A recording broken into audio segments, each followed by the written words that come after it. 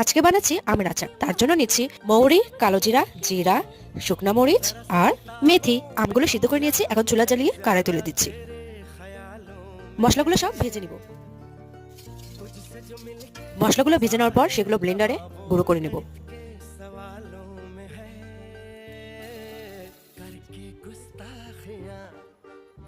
মশলাগুলো গুঁড়ো করা হয়ে গেল। এখন আচারের জন্য সরিষার তেল ঢেলে দিব, দুটি তেজপাতা, কয়েকটি শুকনো মরিচ এবং রসুন কুচি দিয়ে দিব। কিছুক্ষণ নেড়ে নিব। এখন আমরা দিচ্ছি পাঁচফোড়ন।